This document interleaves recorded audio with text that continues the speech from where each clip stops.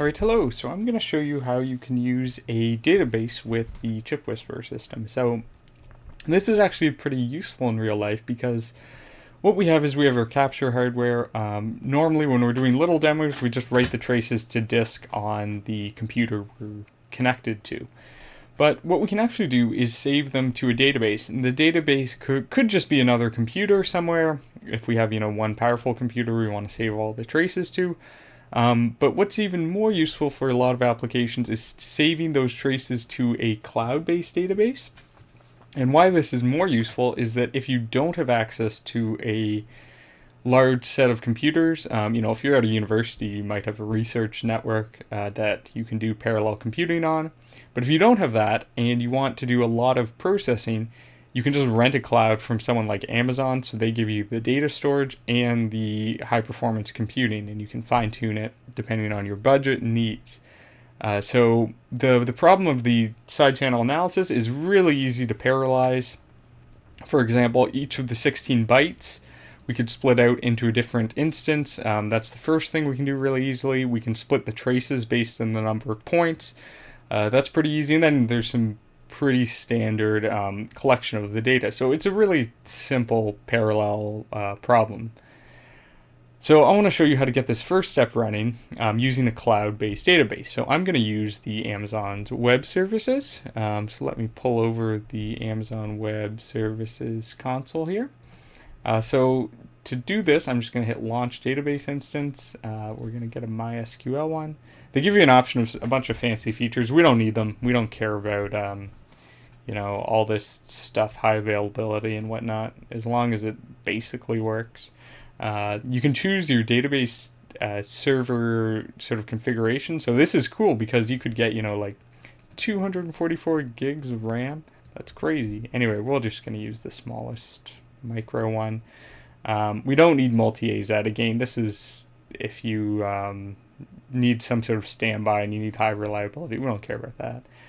The storage, we don't care. We're just going to use the general purpose, which is still solid state. And the minimum storage you can allocate is 5 gigs, but you can go up to 3 terabytes just by typing some numbers in differently. So it's really cool. I mean, for doing pretty advanced analysis, you may in fact need that. So what am I going to use here?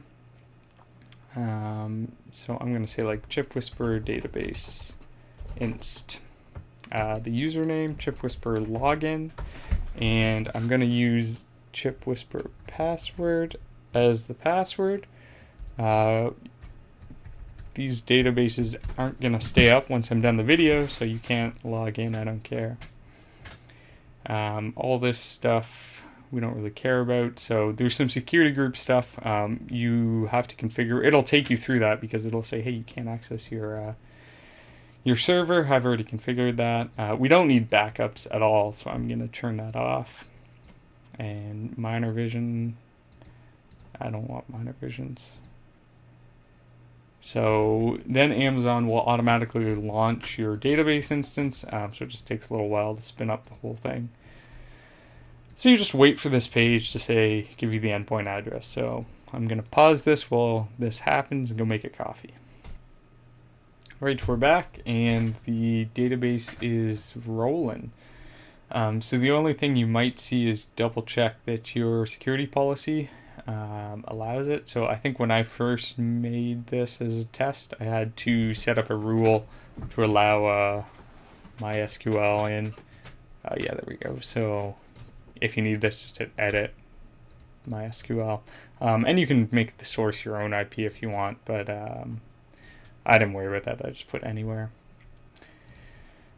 Alright, so let's try to connect to this database. So I'm going to use, I have Maria DB on my computer for doing local work, and it comes with a little manager that'll connect to this. So let's see if we can log in. And this should let us connect to the database and see everything. No, I don't need to save it. Alright, so here is the Amazon database. Cool, so it's definitely running and we're connected. So let's start the ChipWhisperer capture.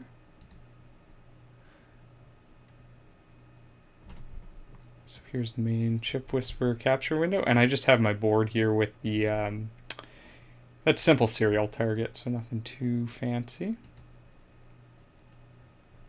So by default, this would save if I did capture to disk format, so the ChipWhisperer native. So I'm going to change it to MySQL.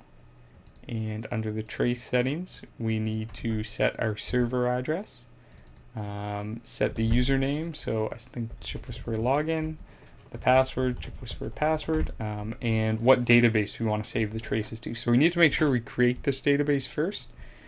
So let's just create a new database.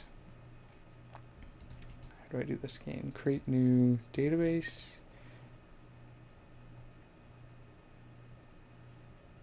And ChipWhisperer traces, and I'll just leave this default. Doesn't really matter for us right now. Alright, so we now have that database it's expecting. So what it'll do is every time when we do a capture, it'll create a new table, and it just auto-generates the table name based on the date of the capture right now, because I don't have the project saved. So let's do, like, say 200 traces. And if I hit go, so it takes a second, it's connecting to the database right now. And oops, there we go. So you can see it's starting to do the capture. So it says MySQL version, so there it connected. And at the same point, we can view that ChipWhisperer traces database and see this trace database is growing in size now. So you can see when I refresh it, now there's 30 traces. So this is cool because I can now, in the analyzer side, connect to this database and start analysis. So as a first example, let me just run the analyzer. And I'm going to go ahead and manually connect to the database. So obviously, if you were doing this, if you're doing the parallel processing, you wouldn't use this exact GUI. You'd instead run the scripts across a whole bunch of programs. But basically, we can add the traces. So if I had saved that previous project file, it would save all this data in it. I haven't though. So I need the database name. Let's pull that up. The database MySQL server, I guess I should say. There we go. So the username is ChipWhisperer login, ChipWhisperer password, and we can tell it to connect to the database and list all of the tables. So there's only one table because I just created the server, as you can see, so I'm just going to import that one.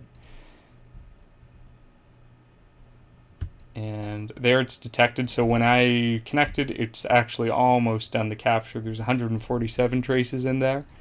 And we can go back to the capture window and see that, yeah, it is. It's somewhere around there. So I requested 200, and it's just going to keep going up. All right, so there we go.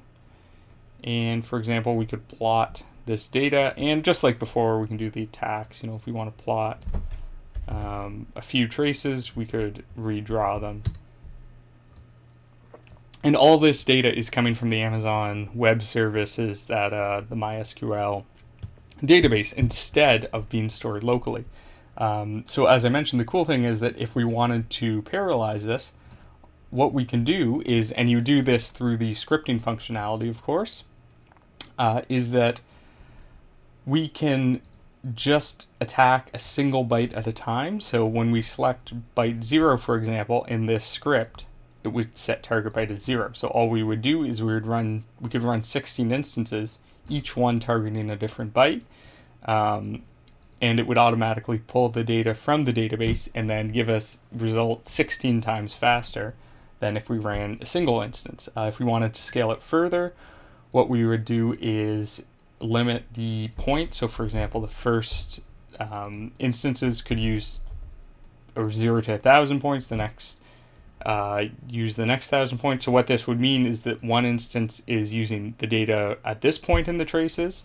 The next instance would use the data at this point in the traces, and so forth. So there's lots of ways to scale this up, and having all the data stored on the Amazon Web Services or some other cloud provider means that you can do this without needing to be part of a research institution that has access to that type of resources. You just have to be a guy with one computer and a credit card, and you can get access to all of the Amazon services, so both the databasing and the EC2 for creating all your instances. Alright, so hopefully this showed you very briefly how we can use the remote database functionality in ChipWhisperer for helping you with your analysis.